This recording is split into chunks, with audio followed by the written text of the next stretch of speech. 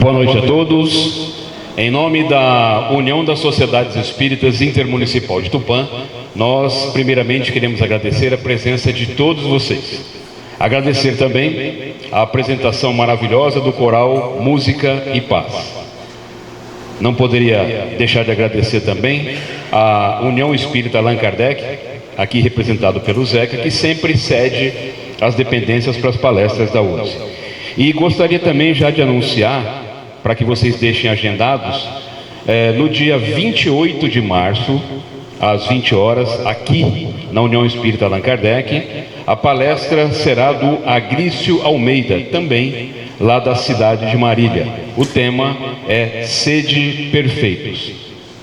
Convido então para que suba aqui ao palco o presidente da USE, o Fábio, e também a palestrante da noite, a doutora Gesselina. A doutora Gesselina Francisco dos Santos Haber é médica endocrinologista pediatra. Ela é colaboradora das Casas Espíritas Varanda de Luz e do NEAP na cidade de Marília e vai abordar o tema Por que adoecemos? Uma visão espiritual. Nós gostaríamos aqui de agradecer a presença da doutora Gesselina, agradecer a todos vocês que aqui brindam essa palestra dos dois planos da vida, agradecer a minha querida evangelizadora de todo sempre, né? Que está sempre à frente do coral, assim como todos vocês, nossa querida Dete, foi a minha evangelizadora nos idos de 1995. Lógico que eu entrava engatinhando de fralda, viu, doutora? Mas enfim, não é? O Renato sabe, né, que ele recepcionava a gente, né? Ele já era alguns meses mais velho. Mas, assim, agradecer e a felicidade, né, Zeca, de estarmos todos aqui congregados nesta casa de oração que acoberta, agasalha, né, todas as casas espíritas nesta união fraternal, né, da Intermunicipal da USE. Nós vamos, neste momento, mais uma vez, elevar os pensamentos a Deus e a Jesus. Poderoso Deus, Pai de todos nós, amado Mestre, Senhor Jesus, Senhor de nossas vidas, aqui nos reencontramos mais uma vez para agradecer e pedir, Senhor, a Tua proteção, Teu amparo a cada um de nós, que possamos ser fortalecidos, amparados, cuidados, Senhor. Pedimos por todos os nossos familiares, que por uma razão ou outra não puderam estar aqui presentes neste momento, assim como todas as pessoas que não conseguiram comparecer. Pedimos neste momento, Senhor Jesus, pelos nossos lares, pelos nossos amigos, por aqueles que se julgam nossos adversários e inimigos, Senhor. Pedimos, ó Mestre de amor, pela querida doutora Gesselina, palestrante da noite, que possa ser inspirada como sempre o é. E neste momento, Senhor, de grande satisfação e júbilo, elevando os pensamentos a vós com oração, que o Senhor nos ensinastes a orar. Pai nosso que estais nos céus, santificado seja o vosso nome, venha a nós o vosso reino, seja feita a vossa vontade, assim na terra como nos céus. O pão nosso de cada dia dai-nos hoje, ó Senhor. Perdoe as nossas dívidas, assim como perdoamos os nossos devedores. E não nos deixeis cair em tentação, mas livra-nos, Senhor, de todo mal, que assim seja. Uma boa palestra a todos. Boa palestra, doutora. Boa noite a todos. É uma honra muito grande eu estar aqui. Eu tenho um primo que mora aqui, é o Wagner Dadário, e eu nunca vim em Tupã. E a primeira vez que eu estou vindo é para conhecer vocês e essa casa linda. Bom, eu conversei com o Fábio, ele foi uma vez no meu consultório, nem sei como é que saiu a conversa. Meu marido falou, como é que saiu essa conversa? Eu falei, não lembro, né? E eu sei que aqui estou e eu vou falar com vocês de por que a gente adoece. Não acreditem que eu vou dar resposta. Vocês vão sair daqui com mais pergunta do que resposta. Mas logo que eu cheguei na casa, a espiritualidade falou assim para mim, não sei porquê, para eu contar um pouco da minha história para vocês antes da palestra, né? Nunca tive essa vontade, nunca contei, mas eu senti aqui no meu coração que eu vou compartilhar com vocês. Eu nasci numa casa evangélica. Meu pai era um ancião da igreja, um homem que tinha uma grande mediunidade, ele tinha um dom que ele subia, a igreja arrebatava. E eu, desde pequena, eu tinha algo que eu não sabia, que era mediunidade. Eu venho de uma família de médiuns, a minha avó enxergava, meus tios são todos anciões, minha avó expulsava demônios. E eu de pequena, assim, ia todo mundo nadar e eu ia com a minha mãe evangelizar. Eu tinha isso dentro do meu coração. A minha cunhada tinha dor de cabeça, ela ia em casa e eu, menina, orava por ela. E eu cresci, fui fazer magistério, outras coisas, e eu resolvi fazer medicina. E eu estudava numa escola pública. Eu não tinha bagagem para fazer medicina. E aí eu fiz um ano de cursinho, fiz o segundo, e eu sempre orava e pedia que Deus iluminasse meu caminho. E eu sempre percebi Deus muito forte na minha vida. E no dia que eu estava na prova, eu estava sentada esperando, eu fiz FAMEMA, esperando para eu fazer a prova de vestibular. E eu peguei uma revista, e era uma revista que falava de ecologia, por que as baleias morriam. E eu fiquei lendo até dar o momento da prova. E quando eu cheguei na hora da prova, o tema era como o homem afetará o futuro da humanidade. E eu tirei praticamente 100 na redação, né? Eu sabia dados, né? Então ali Deus já começou a trabalhar na minha vida. E quando eu no primeiro ano de faculdade, eu queria ir para Botucatu, porque a minha família era de Botucatu. Eu prestei uma prova, e essa prova tinha 40 candidatos, e no final ficou 2, eu e um menino. E eu cheguei na prova, eu não enxergava nada. Eu não sabia o que era útero, o que era estômago, e eu repeti no final. E isso foi em dezembro. Em abril, eu conheci o meu esposo. Ou seja, o meu lugar era em Marília, não em Botucatu. E ali em Marília eu fiz faculdade, a gente namorou a faculdade toda, e ele foi para a Escola Paulista, ele é cirurgião infantil, e eu fiquei em Marília. Depois eu fui para São Paulo e fiz endocrinopediatria, que foi uma outra condução de Deus eu ter feito endócrino. E quando eu chego em Marília, eu sempre gostei muito de diabetes, eu comecei a cuidar das crianças, e as crianças não tinham nada. As mães me ligavam, as mães pobres, e falavam assim: doutora, ela desmaiou. E eu não sabia se era de alta ou de baixa.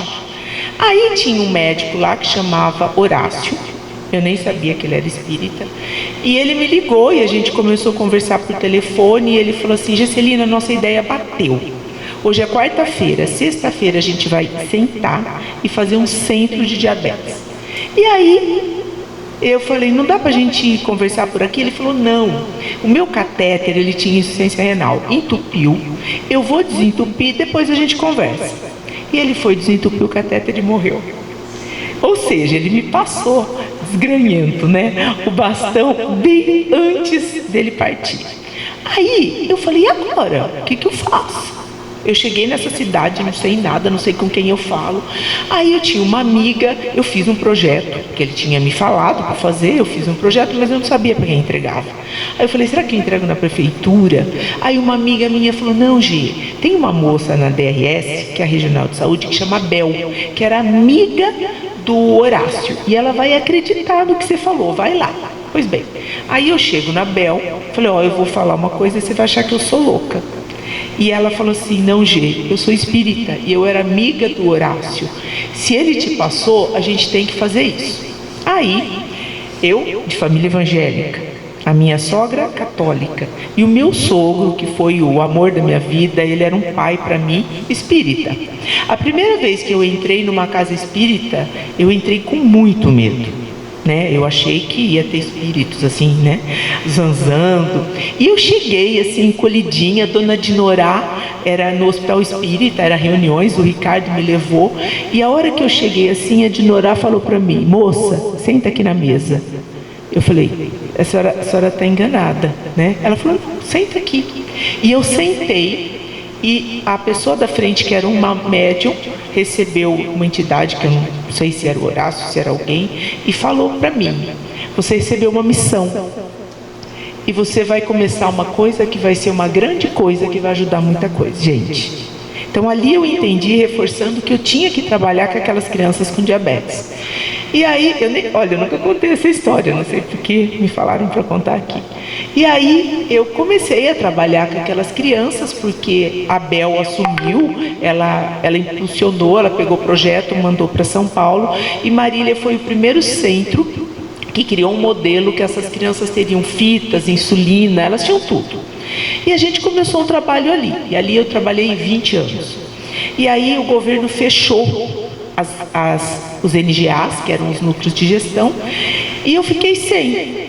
E aí eu sou professora na Unimar, a Unimar abriu as portas e a gente montou ali em 2018, né, faz 7 anos, 8, o CENID, que é um Centro Interdisciplinar de Diabetes, em que essas crianças têm tudo, crianças do SUS, elas têm psicólogo, elas têm farmacêutico, elas têm enfermeira, nutricionista, e ele virou um grande centro. Esse ano chegou mais uma médica que vai cuidar de DM2, e ali a gente cuida e a gente faz festa para as crianças, a gente tem um Instagram, vocês podem olhar do CENID, a gente faz um tratamento que é basicamente o que eu gosto de falar para vocês. A gente não é só corpo, a gente é corpo, mente e alma. Quem cuida só da alma está errada, quem cuida só do corpo está errado, quem cuida só da mente está errado. A gente precisa de cuidar de tudo para poder ter saúde. E às vezes a saúde vai embora e a gente tem que cuidar ainda assim. Então, eu sempre falo que felicidade é quando a gente encontra a nossa missão. E eu encontrei a minha, que é cuidar dos meus docinhos, dos meus pacientes com diabetes. E eu acho que é isso que nos faz feliz. E quando a gente é feliz, a gente adoece menos. Então eu vou começar com uma pergunta para vocês. Será que eu encontrei a minha missão? Será que eu sou feliz? E aí a gente entende por que a gente adoece. Então, por que nós adoecemos? Então, aqui em Gênesis, Deus fala assim: e fez brotar do solo toda sorte de árvore agradável à vista e boa para a comida, e a árvore da vida no meio do jardim, e a árvore do conhecimento do bem e do mal. Então Deus não quer que a gente fique doente. Ele fez um paraíso para a gente. Mas aí Ezequias fala: estava no Éden, jardim de Deus, toda pedra preciosa era a tua cobertura, sarda, topázio, diamante, tinha tudo ali. E tuas flautas estavam preparadas para que fostes criado, e tu eras como um anjo, e você andava no meio de pedras de fogo. O que isso quer dizer? Que Deus fez para a gente muita coisa boa. Nós vivemos num universo gigante e nós temos um planeta que é um jardim. O nosso ar é de graça, a nossa água é de graça, o nosso vento é de graça. Então por que a gente não é feliz? Se tudo está bom, por que eu ainda não sou feliz? E se eu não sou feliz, eu adoeço, né? Então, a doença, ela tem um ganho. Toda doença, ela tem um ganho. Quando você fica cego, você aumenta a sua audição. Quando você fica mudo, você aumenta a sua visão. Quando você sente algum órgão padecendo, você desenvolve outros. Então, por exemplo, eu que lido com diabetes, o que eu vejo? O diabetes é um freio de mão. Você tem que ter disciplina, você tem que ter horário, você tem que se alimentar. Então, peraí, eu tenho isso para disciplinar a minha alma? Por quê? Porque se você não comer direito, você vai pagar um preço. Eu tenho um problema no rim, se eu não tomar água, eu vou pagar um preço. Então, a doença, ela nos projeta para a evolução e para a melhoria. Esse é o primeiro sinal. E Jesus? Como é que Jesus fazia? Jesus chega aqui, né? E ele vem falar com todo mundo sobre algo que é o mundo espiritual. Só que as pessoas da época não iam ouvi-lo se ele não cuidasse da carne. Gente, vocês acreditem ou não, todo mundo que Jesus curou morreu. Todo mundo. Não tem nenhum daquela época viva. Mas por que ele ia vir do céu aqui para perder tempo, para curar um aleijado que ia morrer dali 10, 15 anos? A vida daquela época era 40 anos. Por que ele ia ressuscitar alguém que dali a alguns anos ia morrer? Talvez para que nos acordasse da importância do templo chamado corpo e que as pessoas olhassem para ele, né? Só que tem uma coisa linda que Jesus fazia. Ele nunca chegava para a pessoa e curava. Ele perguntava: o que queres que eu te faça? Né? Então, o que isso significa? Será que essa doença que eu tenho, eu quero ser liberto? Será? Por quê? Porque assim, vocês são todos educados. Vocês entram na casa de alguém sem pedir licença? Sem a pessoa te convidar? De jeito nenhum. E um ladrão? O ladrão não. O ladrão entra na nossa casa, ele rouba, faz um estardalhaço e sai. Assim são os espíritos de luz. Você pode ter aí do seu lado um guia maravilhoso. Se você não pedir para ele, se você não der autorização, ele não vai invadir. E essa autorização, embora às vezes a gente fala assim: por favor, Deus, me cura o meu rim, mas eu não bebo água. Cura, por favor, a minha visão, mas eu não ponho meu óculos. Elas estão interligadas. Então, a vida é muito breve. A cura do corpo, se não for linkada à cura da alma, não tem sentido na nossa trajetória evolutiva. E aí, quando a gente vai ver a doença, a gente tem que ver a parte médica, a parte mental e a parte espiritual. Mas olha que legal. Meu filho é psiquiatra e ele vai o ano que vem para o Canadá. E ele vai fazer uma especialização que chama psiquiatria intervencionista. Não sei se vocês já ouviram falar. O que é isso? É o tratamento da cabeça por magnetismo. Então eles vão usar magnetismo, ondas, psicodélicos. Então o psicodélico, que são aqueles cogumelos que alucinam, em uma dose muito baixinha, ele dá para o paciente. Enquanto o paciente está em transe, eles fazem terapia e ele volta com cura do estresse pós-traumático. Então no Canadá tem muito prisioneiro de guerra, pessoa que fugiu. Então essa pessoa ela vem com muito trauma, uma pessoa que perdeu tudo. E aí eles fazem aquilo e durante essa alucinação a pessoa se cura. Nós espíritas sabemos o quê? Que no transe o corpo sai. Para onde essa pessoa foi? O que ela entendeu que em sã consciência ela não entendia? Mas o que eu estou falando para vocês? A medicina está evoluindo para um conjunto corpo, mente e alma. Em vários locais hoje, a psiquiatria tem reuniões espíritas. Lá no Hospital Espírita em Marília tem, na USP em São Paulo tem, reuniões de desobsessão para a cura da alma. Então, vamos tentar entender um pouquinho disso, né? Então, uma vez eu estava falando isso e minha filha falou que foi muito complicado o que eu falei. Então, eu vou dar abertura para vocês levantarem a mão e perguntar, tá? A gente tem uma coisa chamada predisposição genética. O que isso significa? Significa que predisposição não é maldição. Então você está lá no plano espiritual e você tem um corpo espiritual. Esse corpo espiritual, por exemplo, eu vou dar um exemplo. Você na última vez se matou e ingeriu soda. Você lesou o seu esôfago. Então o seu corpo espiritual, ele tem uma lesão no esôfago. Você vai vir para próximo do seu corpo físico e você vai atrair genes que tenham alteração no esôfago. Então, o seu corpo espiritual emana o que o seu corpo físico vai ter de genética. Pois bem, aí você vem com aquele gene para ter aquela alteração no esôfago. Inicialmente, era para você nascer sem esôfago, ou então para você ter um esôfago com câncer. Aí você vem. Então você tem o gene. Aí você tem um refluxo. Esse refluxo faz vir ácido para o estômago e predispõe ao esôfago de Barré, que é uma lesão pré-neoplásica que evolui com câncer.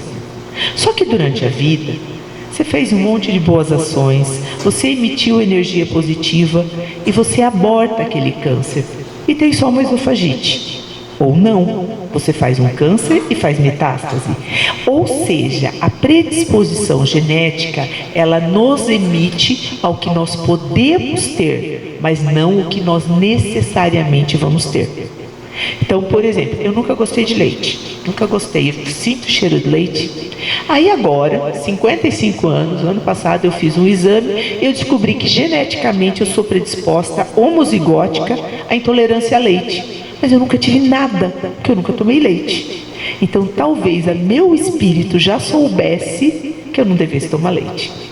E assim, ó, por exemplo, esse gene NR3C1 codifica receptores ao cortisol. Então, nessa vida, você é o estressado, o ansioso, ou seja, você tem aquela genética, você morre, vai para a erraticidade e volta com essa predisposição. Mas agora, numa nova chance, você pode expressar ou não esse gene. Então, o que é a expressão genética? É essa segunda parte que a gente fala aqui, ó, da modulação epigenética. O que é isso? É o meio agindo no gene. Então, eu tenho lá o gene NR3C1 que predispôs a eu, receptor meu, agir no cortisol e eu ser uma bomba relógio. Mas eu nasci na Tailândia, olhando para o mar, verde lindo, comendo peixe todo dia e ouvindo o povo tocar flauta. O meu gene não se expressa. Ou não.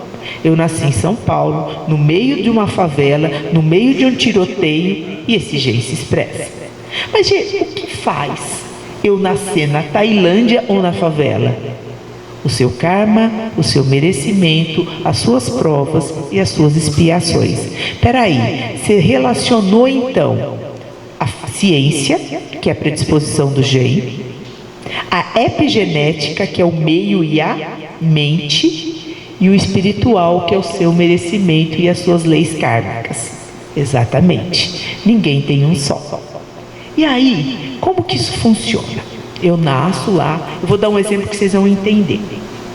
O diabetes na criança é uma predisposição genética que chama DR3 e DR4. A criança tem, ok? Aí, ela nasce com aquela predisposição, tudo bonitinho. E vem a epigenética. O que é a epigenética? Um vírus, um estresse, um alimento industrializado, faz um gatilho e ativa aquele gene. Isso é a expressão genética. Aí, aquele gene ativado atrai inflamação. A inflamação vai destruindo o pâncreas. E aí destrói esse pâncreas e aparece o diabetes. Como é que nós vamos relacionar isso tudo? Expressão, o gene, ciência. O gatilho, mente. Eu tenho um menininho que a mãe conta assim, ela tinha 5 filhos, todos tinham o gene. E ela falava assim, doutora, o pai deles foi embora, todos choraram, só o reizinho que não. 15 dias depois ele estava com diabetes. Ou seja, é a mente dele, foi o gatilho para o corpo. Aí, as células inflamatórias começaram a atacar aquele pâncreas.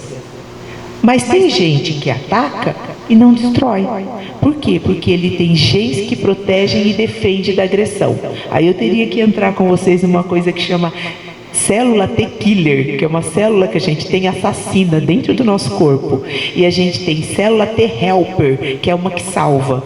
O que faz eu ter mais assassina ou mais célula protetora? O seu merecimento, a sua alma, e nós vamos conversar daqui a pouquinho de uma coisa que chama vibração energética. Então vamos lá. Então, o nosso corpo, ele tem aqui em cima uma coisa chamada hipotálamo, logo abaixo hipófise e no corpo glândulas. O hipotálamo, ele é suscetível a informações externas.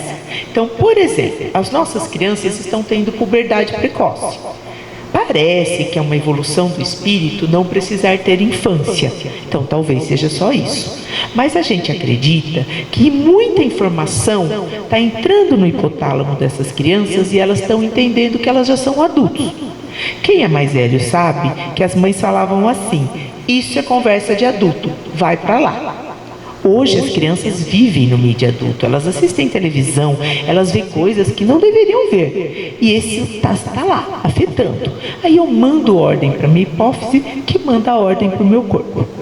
Em relação ao estresse, eu tenho um hormônio chamado cortisol, que determina todo o estresse do corpo. e que nos determina muitas vezes a adoecer. Então, como que funciona isso? Eu tenho a genética, eu tenho a epigenética, que é o meio ambiente, eu tenho essas citocinas inflamatórias que elas são ativadas pelo cortisol, que é o hormônio do estresse, e eu tenho uma resposta individual de cada um a esse hormônio. Eu trouxe escrito, porque depois eu deixo a aula com o pessoal e quem quiser pode compartilhar, tá? Bom, então a ciência já sabe que corpo, mente e alma está interligado. E a tudo isso nós damos o nome de circuito neuroendócrino. E ele é complexo e ele tem uma comunicação bidirecional. O que é isso? Equilíbrio e desequilíbrio, que eu vou tentar explicar um pouquinho. Então, entra aqui algo que se chama doenças psicossomáticas. Se eu passar do tempo, gente, vocês me falam, porque como eu gosto de falar, às vezes eu atrapalho, vou demais. A doença psicossomática não é que a pessoa não tenha doença. É uma doença que ela é desencadeada pela mente. O que é isso? Cada um tem seu órgão-choque. Então, por exemplo, seu órgão-choque é o estômago. O que vai acontecer quando você fica nervoso? Gastrite. O meu órgão-choque é muscular, fibromialgia. O meu órgão-choque é pele, dermatite seborreica, dermatite atópica. Então, as doenças psicossomáticas, elas estão ligadas à influência da mente, tá? E vocês sabem o que a gente tem onda? Vocês acham que a gente emite onda ou não? O que vocês acham? Sim. Então vamos lá. Eu lembro, quando eu comecei a residência, que uma amiga minha chegou e falou assim: Gê, você não sabe o que saiu. Saiu um negócio que você escreve aqui, a pessoa está lá no Japão, ela lê na hora. Eu falei, tá doida? O que era isso? E-mail, né? Então, olha que doideira. Gente, imagina minha mãe que tem 92 anos, o que ela não viu nessa terra, né? Ela fala assim: Gê, a terra não vai aguentar, tá muito cheia de gente, tá muito pesada. E eu tenho hora que eu falo, acho que ela tá certa. Então, a gente tá aqui assistindo uma televisão. Como que chegou de lá aqui? Ondas. Pois bem, quando a gente pensa, a gente emite ondas. Agora, cada um pensa, qual o lugar mais longe que vocês foram até hoje? Pensa aí. Quando vocês pensaram, a mente de você foi até esse lugar. Teve gente que foi a 500 quilômetros, teve gente que foi a 1000, teve gente que foi a 2000. Ou seja, em poucos segundos, a sua mente viajou muito. Imagina quando você passa o dia pensando em um problema. E aí você está pensando, por exemplo, no seu filho que está doente. Você entra na onda vibratória das mães desesperadas. Você pensa, por exemplo, na conta que você está sem dinheiro para pagar. Você entra na vibração dos caloteiros, na vibração dos pobres, na vibração dos desesperados. Agora, você começou a pensar que o seu filho está doente. E você fala assim: tudo está na mão de Deus. Ele também. E eu tenho fé que Ele vai se salvar. Que vibração que você entrou? Iluminada ou baixa? Ou seja, você escolhe a onda por onde você navega. Então, vamos lá. Agora que eu vou tentar fazer esse negócio, não sei se vai dar certo.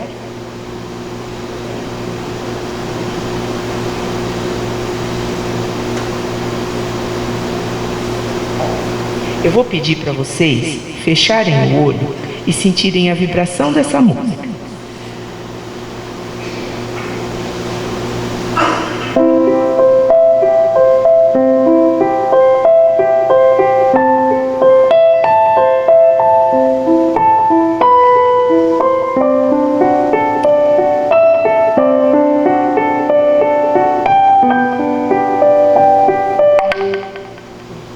Continua de olho fechado.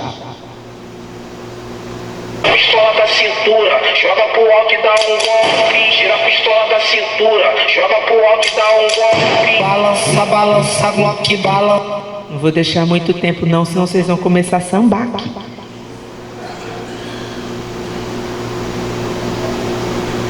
O que eu quis dizer com isso? Vocês perceberam claramente que não é que uma é boa, outra é ruim, que são sintonias diferente. Eu adoro um sambinha, gente, adoro um pagode e acho que cada um tem o direito de ter um gosto musical. A música é sempre elevada, mas as palavras da segunda são palavras fortes e que entram na gente sem a gente perceber. Às vezes você está lá no carro dirigindo e você liga o rádio, você não está nem ouvindo o que está tocando. Só que a sua mente está ouvindo. E pior, quem está do teu lado está ouvindo. A tua companhia espiritual está ouvindo. E o que você vai atrair com aquilo que você está ouvindo? E pior, às vezes a gente está numa casa e a gente põe isso para a criança. A criança pura, com aquele cérebro, com as ondinhas pequenininhas, o que ela está sendo emanada, criada e fortalecida? Então, meus filhos fizeram evangelização, cresceram dentro do espiritismo e foi uma coisa muito interessante, porque como eu era de uma família evangélica, isso sempre foi muito forte em mim e eu aprendi disciplina lá. Aprendi o evangelho e eu ficava sem saber como criar meus filhos. E um dia eu estava numa locadora, na época da locadora, vendo um filme, chegou um homem, eu não era espírita ainda, chegou um homem, tocou assim em mim e falou assim: moça, eu falei, oi. Ele falou, nem namorava o Ricardo, quando você tiver filhos, crie eles no espiritismo. Eu falei, tá me louco? Aí o homem saiu, aí eu saí para ver o homem, não vi mais esse homem. E aí quando eu comecei a criar as crianças, eu não sabia, e eu levava eles no culto, levava eles na igreja e levava eles no centro. E eu não encontrava um centro que eu me encaixava com aquelas crianças. Aí um dia eu estava no fundo lá na Dona Lourdes e veio, eu sempre tive muita mediunidade, e falou para mim, você vai fazer a evangelização. Aí eu falei, que jeito? Em 20 minutos, enquanto estava tendo a palestra, eu escrevi. Aí acabou, eu falei, Dona Lourdes, você deixa eu fazer uma evangelização? Ela falou, deixa, gente. Aí nós criamos a evangelização infantil, que eles cresceram. Então, o Rafa, com 15 anos, ele escolheu a psiquiatria, mas ele era um menino assim, que ele sabia tudo da parte espiritual, da parte... Foi muito bom para ele, como um jovem, ter aquele conhecimento, porque eu percebi que na adolescência era muito difícil segurar. E aí aquele conhecimento da evangelização que estava ali, falava muito forte. E aí nas dificuldades da vida, eles iam, mãe, você dá um passe, você faz uma oração. Então, a evangelização, ela é um momento em que a gente tem esse ensinamento para os jovens. Então, todos nós temos que ter muita força, porque todo domingo, gente, juro por Deus, parar tudo e ir para a evangelização é muita disciplina. Mas é isso que vai fazer com que o novo mundo venha. Porque eu estou muito preocupada. Nós não estamos cativando os nossos jovens para continuar o espiritismo que a gente teve. E a gente precisa disso. Por quê? Porque eles têm que estar aqui, ó. Tinha que estar cheio de jovem isso aqui. E o jovem gosta de música agitada. Então, às vezes, a gente vai precisar que as meninas do coral toquem uma mais agitadinha. Mas qual o conteúdo dessa música? O que ela está imprimindo no nosso jovem? Porque, gente, eu lido com jovem, eu sou professora universitária e eu fico muito preocupada com os valores morais e com a doença que nós vamos ter. Todos eles tomam remédio, todos eles são ansiosos, todos eles têm TDAH, têm depressão. Então, nós estamos precisando resgatar. E como que nós vamos fazer isso? Com as ondas.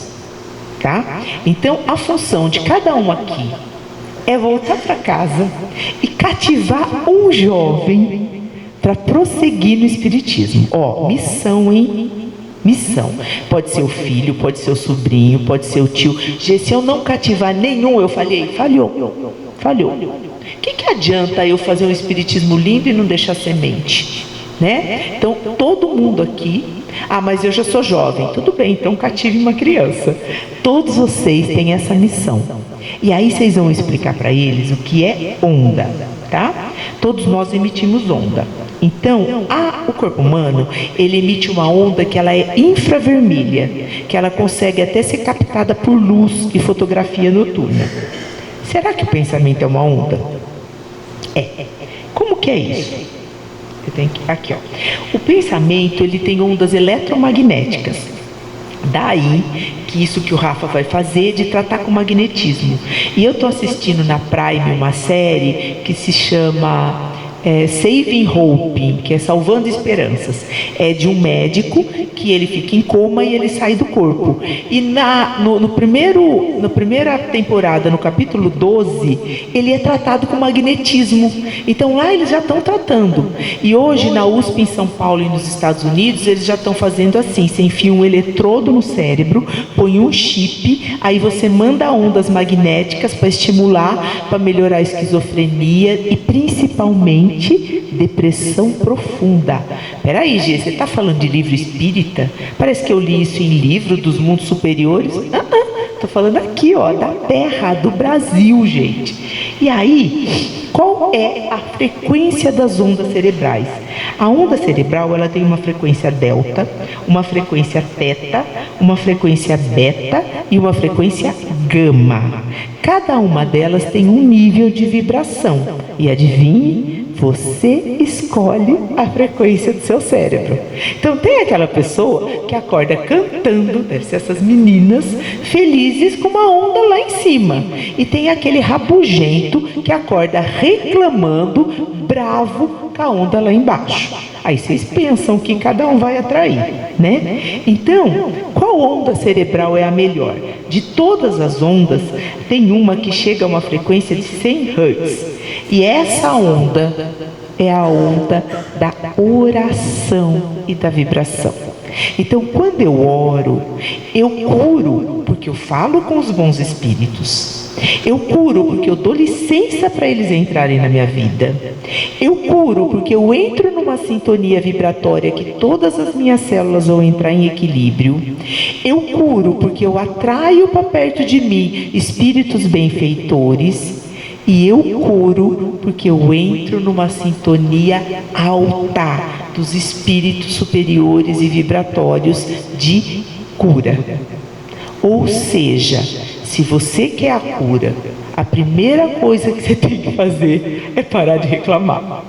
E isso é fácil, gente? Se for fácil para vocês, me ensina aqui. Porque eu acho que reclamar faz parte da nossa essência, né? De vez em quando a gente se vigia, mas todo mundo reclama muito de tudo, não é verdade? Se está calor, se está frio, às vezes a gente nem percebe que está reclamando. E quem que não gosta de uma fofoca, de falar mal dos outros, de buscar isso? Bom, quando eu vou fazer isso, eu estou fazendo o quê? Reclamando do outro, não é verdade? Então essa sintonia é negativa. E o que faz essa onda elétrica oscilar e como ela nos influencia? Bom, primeiro é individual, né? Você lembra que eu falei que já vem lá da epigenética? Gente, eu trabalhei acho que uns 15 anos em UTI neonatal.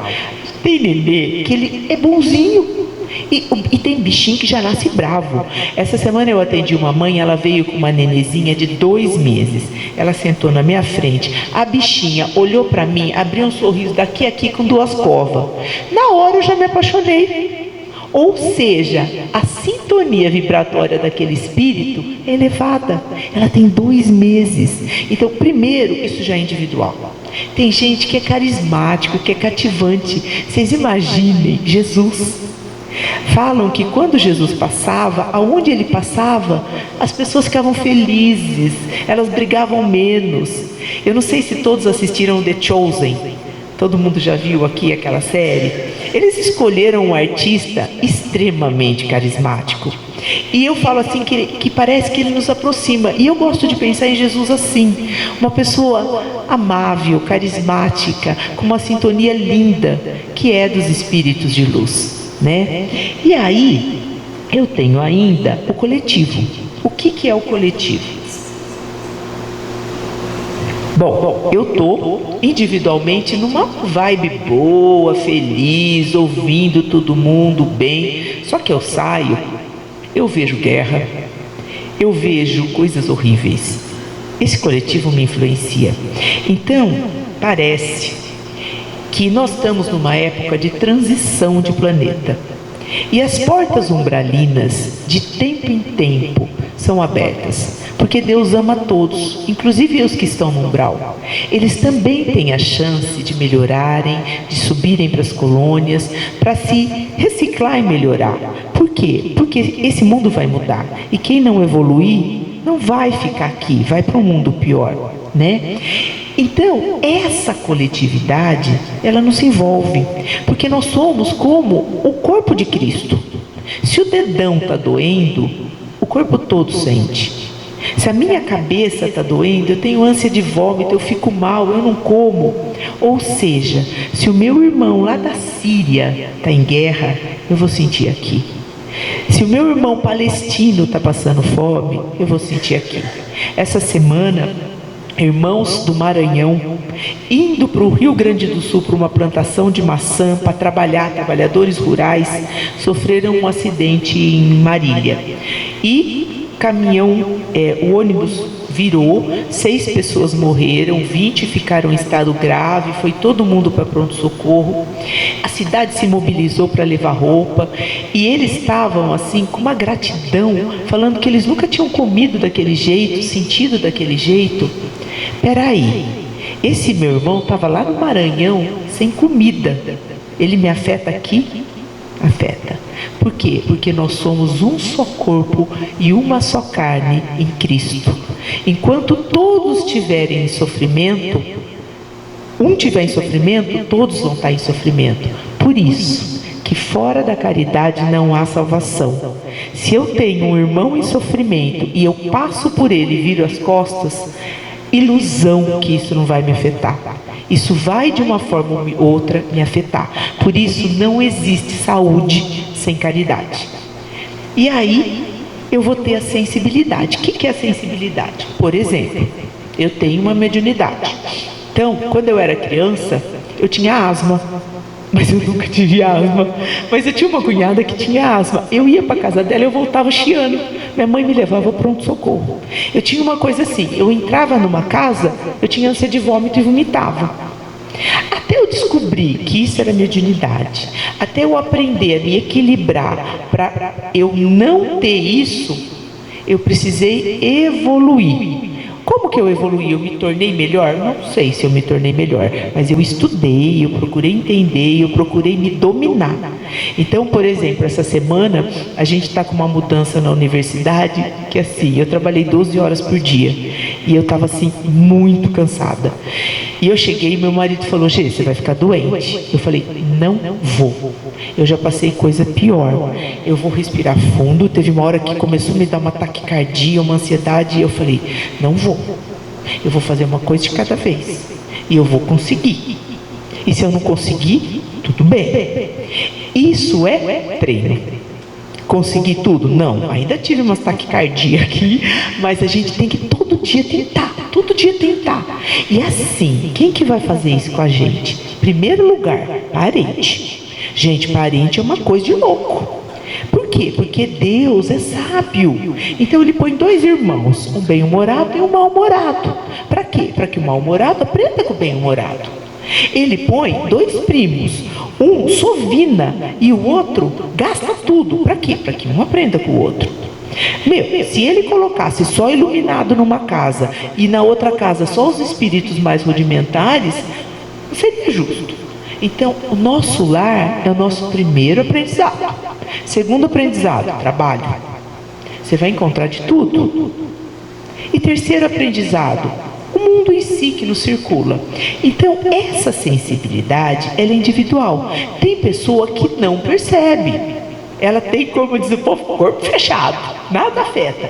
Mas tem pessoa que ela tem uma mediunidade maior. Então, ela entra num lugar, ela passa mal. E aí, gente, vocês têm que fazer um treinamento. Deixa eu ver a hora aqui, tá acabando. Da onde começou isso? Ó, eu estava bem. Eu entrei naquele mercado, eu fiquei ruim. Ah, então é alguma coisa de lá. Vai para um cantinho, faz uma oração e tenta melhorar, tá? E aí, moçada, quando você olha para essas carinhas, cada uma delas emite uma onda. Isso é o que nós sentimos e captamos. Então, cada imagem que você vê te passa uma coisa. Então, quando você estiver mal, sai do negativo. Olhe plantas, olhe coisas boas e tente entrar num equilíbrio emocional. Põe a música clássica, veja mar, veja rio. E aí você tem que ter relaxamento, meditação, oração, cuidado com as relações. Não é que você vai evitar todo mundo, mas tem pessoa que faz mal, não fica forçando tanto, entendeu? E autoconhecimento. Por que quando eu chego perto do Fábio eu fico tão ruim? Será que ele não mexe com algo que é o meu defeito? Será que em vez de eu ver nele, eu não tenho que ver em mim? É isso que eu tenho que procurar. Por que aquele primo me irrita tanto? O que ele tem?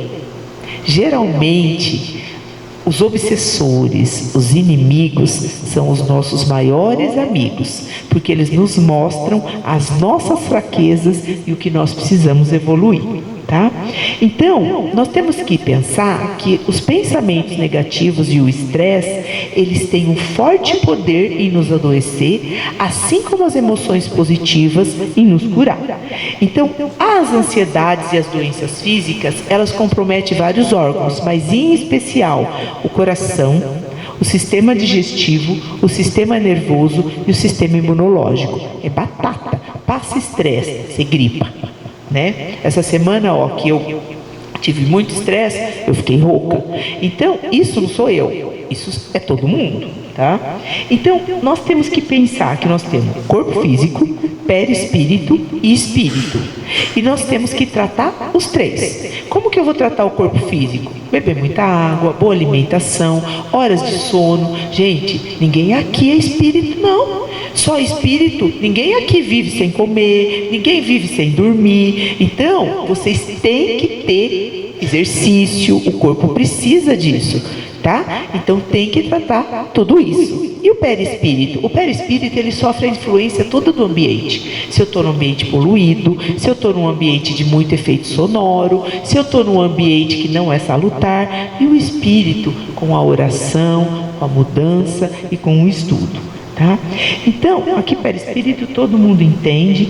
E as obsessões? As obsessões, não vou nem ousar falar com isso com vocês, que vocês sabem muito mais do que eu, mas todo mundo sabe que elas têm sim, infelizmente, um poder de agir no físico. Quando uma pessoa não percebe que ela está obsediada, ela vai adoecendo. Quanto tempo eu tenho, só para eu não me perder? Não, assim, eu vou contar só para vocês uma vez. Eu vou contar assim, eu estava atendendo uma criança e a avó que levou a criança. Aí eu falei, por que a mãe não veio? Ela falou, doutora, ela está internada no hospital psiquiátrico, que é um hospital de doenças mentais. E aí quando ela foi me contando, nessa minha intuição me falou, essa moça não tem doença mental, ela está obsediada. E aí eu não sabia como eu entrava. Eu não gosto de misturar medicina com espiritualidade, eu faço só medicina. Mas aquele dia eu tive que entrar nisso com aquela avó, cuidei da criança. E aí ela tinha um conhecimento espírita. E eu falei, será que ela posso conversar com a mãe? Eu preciso conversar com a mãe por causa da criança. Bom, ela me trouxe a mãe, ela tirou a mãe da internação e trouxe a mãe na consulta. E quando eu fui conversar com a mãe, eu não sou psiquiatra, mas dá pra gente ter uma noção. Eu vi que aquela moça, ela não estava em esquizofrenia, ela era uma médium. Porque ela me contava as coisas assim, ela via um espírito, mas ela contava de uma forma que era diferente de um esquizofrênico. E eu falei, e agora? Olha que responsabilidade, né? E aí eu falei com a mãe e falei, olha, você não vai parar de tratar o corpo, mas eu acho que você precisaria tratar também a parte espiritual. E aí um dia eu fui trabalhar na sexta-feira à tarde na Dona Lourdes, que é no Varanda de Luz, e quando eu cheguei lá, aquela moça estava lá. Ela estava de alta, boa, e depois que ela começou a fazer o tratamento na casa, ela se curou. Ela não se curou, ela se equilibrou. Então, nós sabemos que as pessoas que têm mediunidade e elas não se cuidam, elas adoecem, tal qual uma enxada que não usa enferruja. Então, se eu tenho uma mediunidade, eu preciso trabalhar. Essa mediunidade, ela é uma atividade kármica minha, que eu preciso trabalhar ela. Senão eu vou ficar sob a influência, que nem uma peteca, de obsessores. E aí vem que isso gera efeitos no perispírito, efeitos no corpo físico e efeitos no corpo psíquico, diante da obsessão. Bom, então quando eu vou ter obsessão, eu posso ter ela por relações kármicas. Então, algo que eu fiz no passado, eu atraio um obsessor que vai ficar perto de mim. Esses são os mais difíceis. Pode ser por emoções desencadeadoras. Por exemplo, eu estou bem, aí eu perco um filho, aquilo me deixa muito triste, eu entro numa sintonia vibratória triste e atraio sofredores ao meu lado. Ou pode ser por ações que eu faça. Eu sou um assassino, eu sou uma pessoa desonesta, eu vou atrair obsessores nessa mesma sintonia. Até por pensamentos ideológicos, eu sou uma pessoa que eu sou preconceituosa, eu não tolero um homossexual, eu não tolero um negro, eu vou atrair obsessores nessa mesma sintonia. Ou seja, a obsessão que afeta o meu corpo, ela vem de várias razões. Por isso que eu não vou dar resposta para vocês, porque graças a Deus cada um de vocês é um templo divino único, insubstituível, que tem suas mazelas, seus pensamentos e suas condições, e o único médico que pode curar você é você mesmo. Quando você identificar quais são as suas mazelas, os seus débitos e as suas ações. E aí, a depressão, ela começa e ela gera uma cascata. A depressão, hoje a gente sabe que ela é orgânica. Então, por favor, não tenham a ignorância de falar que a depressão é porque a pessoa não tem Deus. Isso se ofende, você machuca o próximo. Falar que a pessoa ela fez o mal. A depressão, ela vem lá daquela genética que talvez tenha relação na erraticidade com seus débitos e com suas vidas passadas. Mas você tem uma genética, isso já é comprovado na ciência. E você tem falta de substância que precisa ser reposta, que é serotonina, noradrenalina. E algumas depressões graves, elas são tão importantes que elas vão alterando os dendritos. O Rafa estava me explicando assim, sabe os neurônios? Eles são que nem uma estrelinha. Quando a gente tem depressão e a gente tem o primeiro, o segundo surto de depressão, perde aquela estrelinha e o cérebro não consegue mais conectar. Hoje eles estão usando anestésico para refazer essa estrelinha. Então a ciência está evoluindo, mas nós ainda estamos num mundo de expiação. Que dera a gente estivesse no mundo de regeneração, onde a ciência está mais avançada, né? Então, eu tenho uma razão física, aí eu entro numa cascata que eu não cuido do meu corpo. Eu não aceito remédio, eu não faço exercício. O exercício ajuda a repor a serotonina. Eu como errado, eu não reponho minha serotonina, eu pioro essa depressão. Aí eu vou e desvitalizo energeticamente, entro numa sintonia vibratória ruim e atraio obsessor. Ou seja, eu estou com corpo, mente e alma doente. Então, a sintonia traz a obsessão que piora essa depressão. Então, de acordo com isso, eu tenho a lei da causa e efeito, eu tenho o papel da culpa e eu tenho a influência dos espíritos. A lei da causa e efeito, ela é uma lei muito justa, mas ela é uma lei muito sábia. Eu estou com uma amiga que ela é médica e ela tem muitas doenças. E agora apareceu um tumor na perna dela. A gente achou até que era um tumor maligno, ela foi tirar e era benigno, mas ele não sara, aquilo ali fica drenando. E ela estava muito triste. E eu falei para ela, você já pensou que isso é kármico? E que talvez fosse para você amputar essa perna? E diante de tudo que você faz de bem, Deus aliviou, e ele está só vazando um líquidozinho. Se eu olhar assim, eu vou ficar triste ou feliz? Feliz. E qual é a sintonia que eu vou entrar? De luz e positividade. Só que a gente escolhe olhar o lado ruim e não o lado bom das coisas. Então, o papel da culpa é muito grande. Por exemplo, por que eu tive isso? Quando eu faço essa pergunta para Deus, eu acho que eu tenho culpa. Por que Deus me deu isso? Você já pensou que Ele não te deu, que Ele às vezes está te ajudando a progredir e se aliviar? E aí, eu tenho que pensar nas várias doenças. Por exemplo, hipertensão, ela tem relação com emoções descontroladas. Geralmente é o tipo sanguíneo A, que é aquele cara fogoso, nervoso, bravo. Ele tem mais hipertensão. Ah, mas ele parece calmo por fora, por dentro, já não sei. O desequilíbrio energético, as influências espirituais, as manifestações físicas estão relacionadas com a hipertensão. O câncer. O câncer, ele tem muita relação com mágoa, traumas profundos, desarmonia no seu perispírito e uma desordem celular. O que é isso? Lembra que eu falei das ondas? As ondas fazem até as nossas células vibrarem. Na nossa célula tem elétrons que pulam de uma corrente para outra. Conforme a onda, muda o pulo disso. E eu posso desencadear células erradas que viram células malignas. É muito comum, depois de um grande trauma, uma mulher desenvolver um câncer de mama, um outro tipo de câncer. Tem os cânceres que são ambientais, por exemplo, o tabagismo levar a um câncer de pulmão. Mas eu tenho uma predisposição já, porque tem gente que fuma e não tem o câncer. Tá? Então, a cura pela reforma íntima não é assim: eu vou com câncer, faço um passe e curei. Pelo amor de Deus, não vamos fazer apologia à não ciência. Isso é ignorância, né? Nós temos várias entidades religiosas que fazem isso. Eu tinha uma menina de 16 anos que tinha diabetes.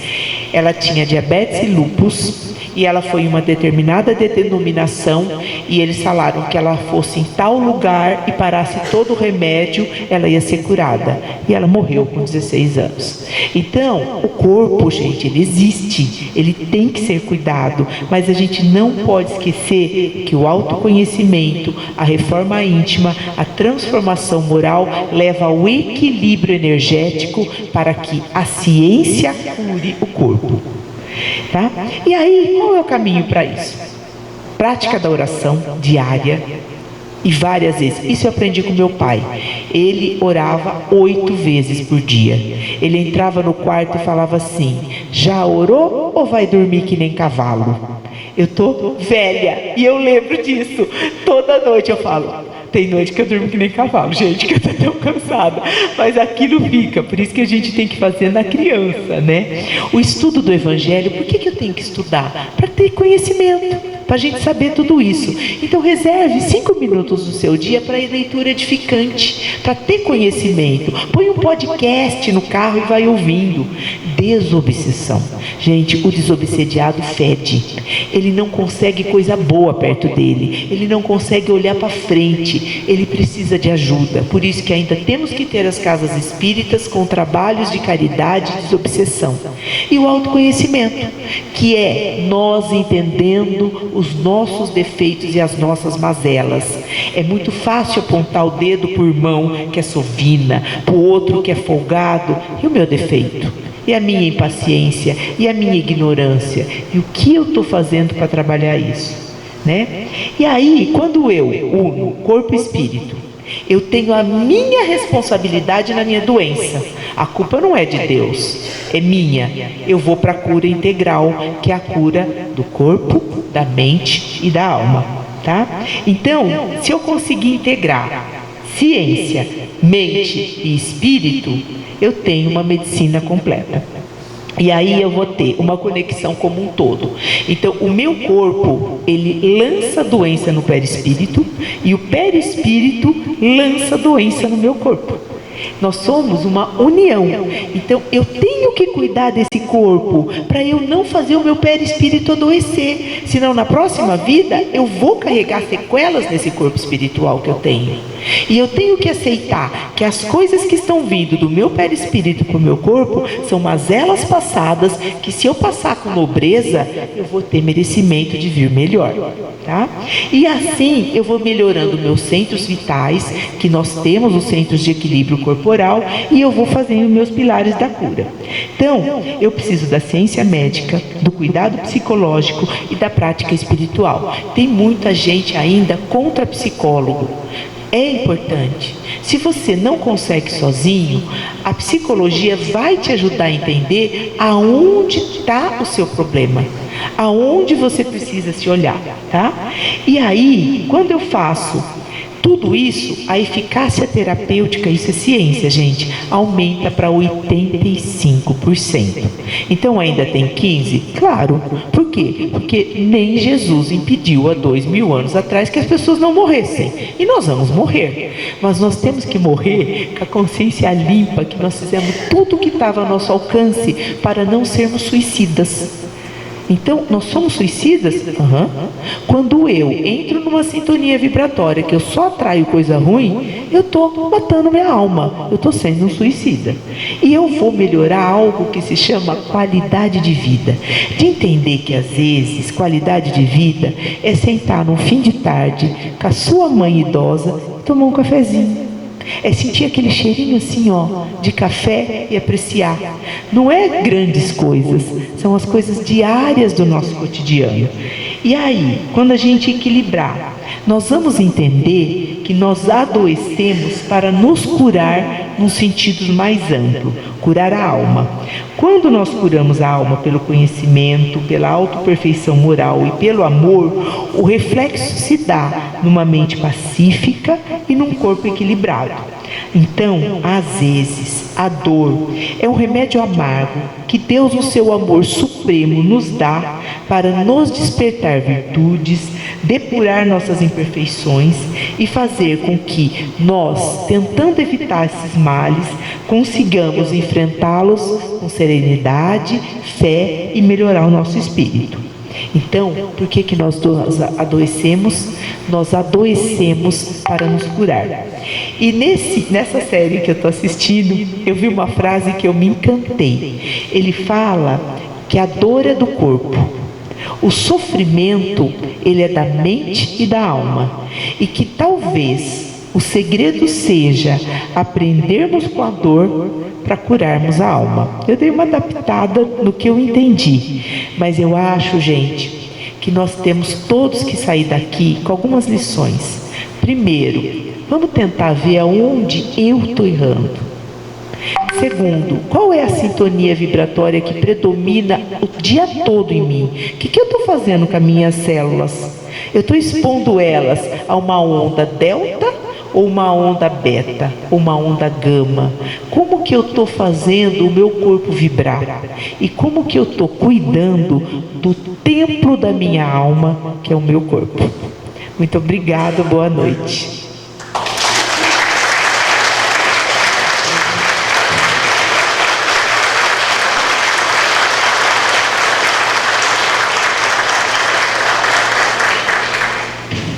Não sei se alguém quer fazer alguma pergunta, se quer falar alguma coisa, eu estou às ordens. Se eu souber, a gente está às ordens. Tudo bem? Nós mais uma vez agradecemos a doutora Gesselina, seu esposo, que se predisporam a estar conosco aqui. Com certeza é a primeira vez, né, de muitas outras. Agradecer a todos vocês que aqui se encontram conosco, em nome da USE Intermunicipal de Tupã, ao Zeca, essa casa que sempre acolhe a cada um de nós, que possamos refletir, não é, na exposição da noite, que Deus possa abençoar cada um de vocês. Muito, muito, muito obrigado e até o mês que vem. Fiquem com Deus.